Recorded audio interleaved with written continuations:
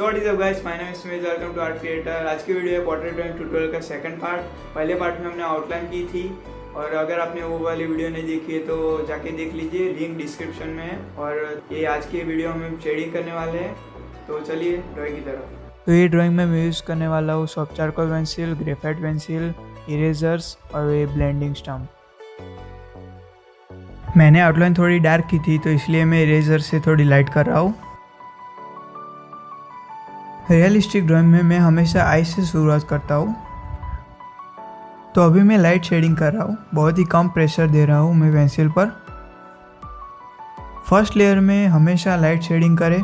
अगर first layer में ही dark कर लेंगे तो बाद में हाईलाइट करने में और कुछ चेंजेस करने में प्रॉब्लम होगा।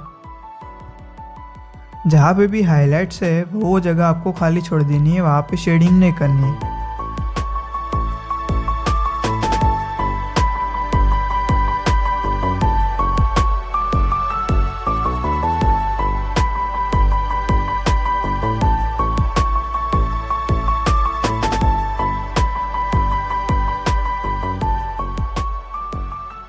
अब मैं धीरे धीरे लेयर ऐड कर रहा हूँ। जितना डार्क मुझे चाहिए उतना मैं डार्क कर रहा हूँ। अब आप चारकोल पेंसिल यूज़ कर रहे हो तो इसका मतलब ये नहीं कि आपको पूरा काला काला करना है, एकदम ब्लैक, वरना बाद में प्रॉब्लम आ सकती है कि हम जब स्किन में और बाकी सब में ग्रेफाइट पेंसिल से शेडिंग करेंगे तब दोनों का टोन चेंज होगा, एक ज़्यादा डार्क दिखेगा और एक लाइट। तो ऐसा नहीं करना है आपको।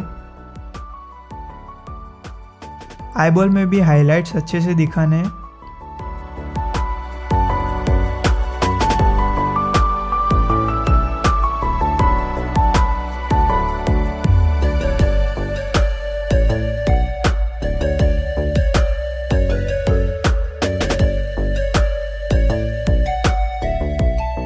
मैं आई के आजू बाजू की शेडिंग जो है वो ग्रेफाइट पेंसिल से कर रहा हूँ और अच्छे से ब्लेंड कर रहा हूँ।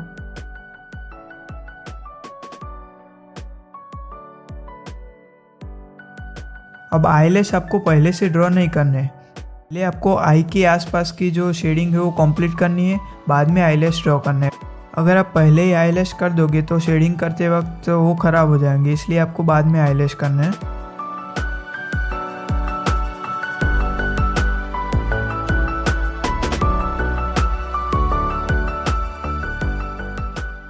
अब आईब्रो में आपको फ़ोटो में जैसा दिख रहा है वैसे हेयर की डायरेक्शन में स्ट्रोक लगाना है, बाद में उसको ब्लेंड कर देना है और वापस से थोड़ा डिटेल करना है।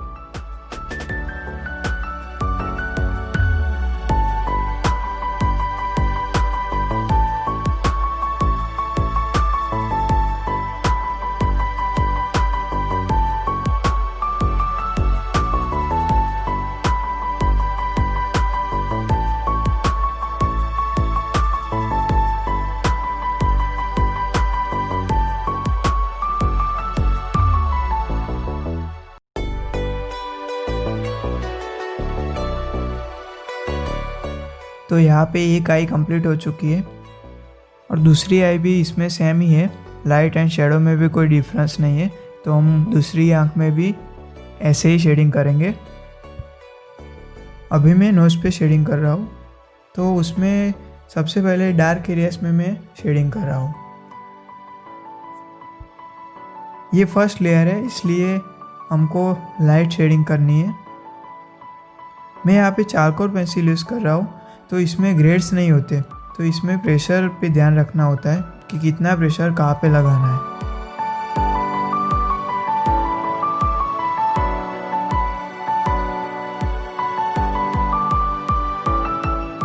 लाइट शेडिंग होने के बाद उसको ब्लेंड करना है। यहाँ पे ब्लेंड करने के लिए मैं ब्लेंडिंग स्टम्प और ईयरबड्स का यूज़ कर रहा हूँ। यहाँ पे मैंने हाइलाइट्स को पहले से ही छोड़ के रखा है, उसमें मैंने शेडिंग नहीं की है। बाद में उसको शेडिंग के साथ मर्ज करना रहता है अच्छे से।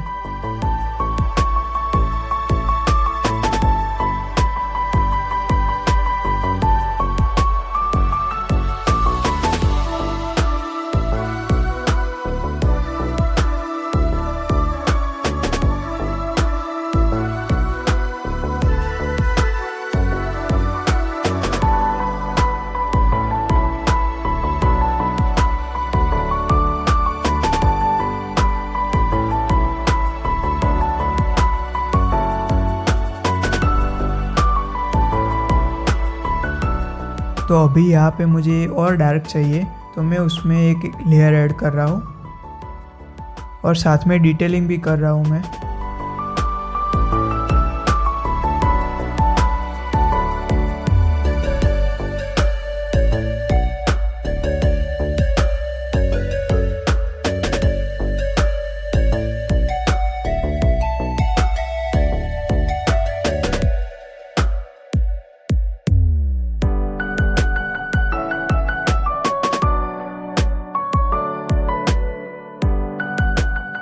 तो ये इजीली नोज़ में शेडिंग कंप्लीट हो चुकी है। अभी मैं फॉरहेड में शेडिंग कर रहा हूँ और इसमें मैं ग्रेफाइट पेंसिल यूज़ कर रहा हूँ जो कि 10B है। मैं डार्क पेंसिल ज़्यादा यूज़ करता हूँ क्योंकि वो बहुत सॉफ्ट होती है और मेरा उस पर कंट्रोल भी है, मैं उससे लाइट और डार्क टोन दे सकता हूँ। अगर आपको ये प्रैक्टिस नहीं है तो आप 2B या 4B यूज़ कर सकते हैं।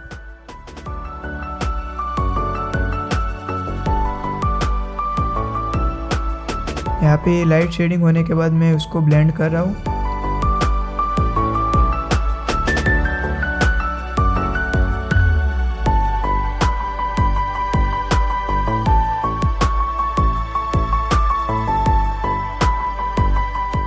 और वापस से उसमें एक लेयर ऐड कर रहा हूँ।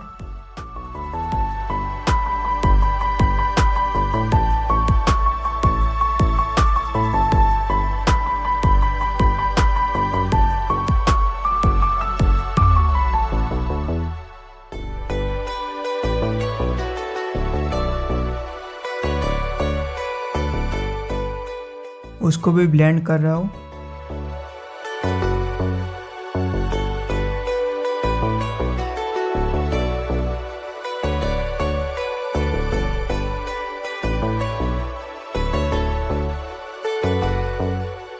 बाद में अभी भी मुझे थोड़ा उसमें डार्क चाहिए, तो फिर वापस में एक लेयर ऐड कर रहा हूँ।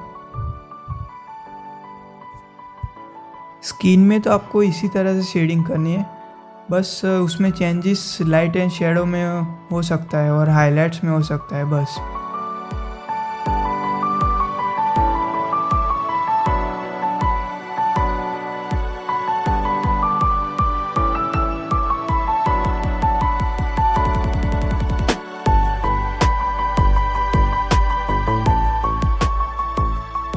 बाकी आपको चीक्स में भी इसी तरह से शेडिंग करनी है।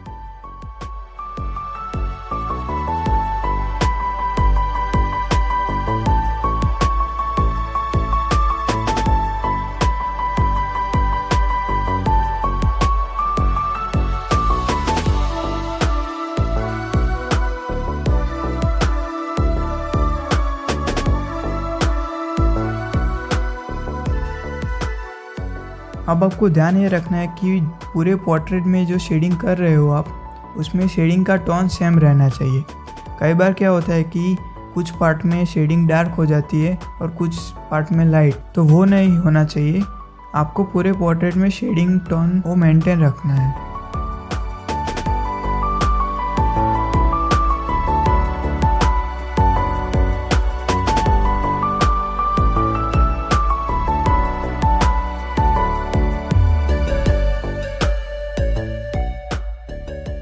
अभी मैं लिप्स में शेडिंग कर रहा हूँ, तो उसमें मैं डार्क एरियाज में शेडिंग कर रहा हूँ।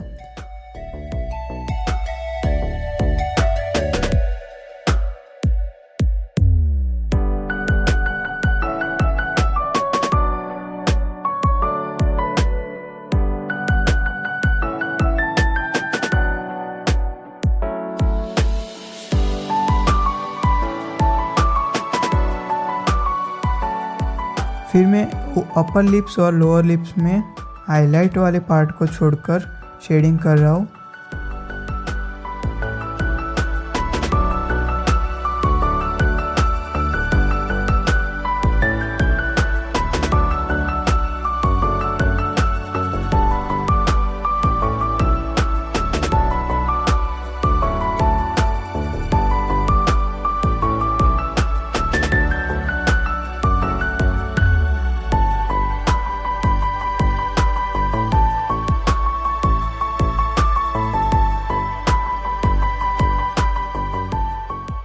फिर उसको बाद में ब्लेंड कर रहा हूँ।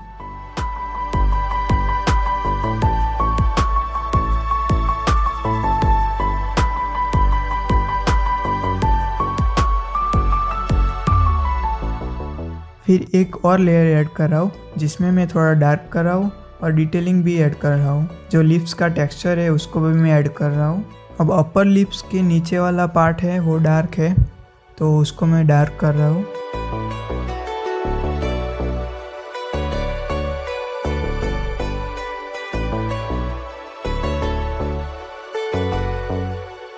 अब नोज़ के नीचे वाला जो पार्ट है वो डार्क होता है, तो उस तरह से मैं शेडिंग कर रहा हूँ।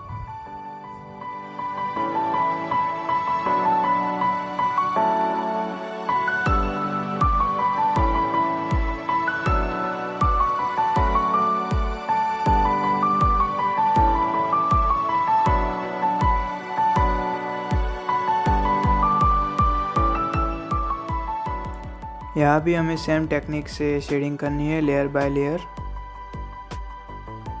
जॉ लाइन भी हमें अच्छे से दिखानी है।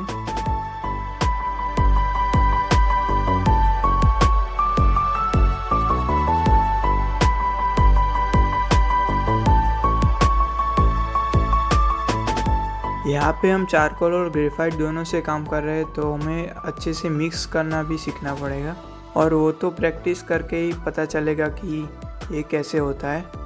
अभी यहाँ पे मैं चारकोल पेंसिल यूज़ कर रहा हूँ क्योंकि वहाँ पे आगे बाल आने वाले हैं और उधर ज़्यादा डार्क भी है, तो वहाँ पे अगर मैं ग्रेफाइट पेंसिल यूज़ करूँगा तो उस पर बाल नहीं ड्रॉ कर पाएंगे हम, तो इसीलिए मैं चारकोल पेंसिल यूज़ कर रहा हूँ, उसको ब्लेंड कर रहा हूँ।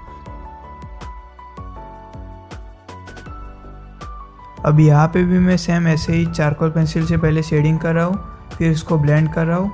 वापस मुझे जितना डार्क चाहिए उतना कर रहा हूँ, वापस ब्लेंड किया।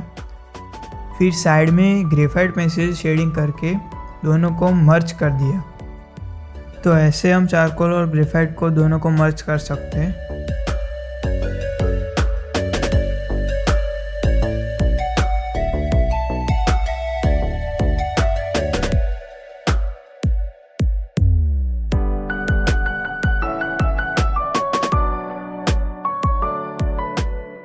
तो बस आज इतना रखते हैं और हेयर वाला पार्ट अगले वीडियो में आएगा। तो अगर वीडियो पसंद आए तो लाइक सब्सक्राइब कर देना, कमेंट भी कर देना। तो मिलता है आपसे नेक्स्ट वाले वीडियो में।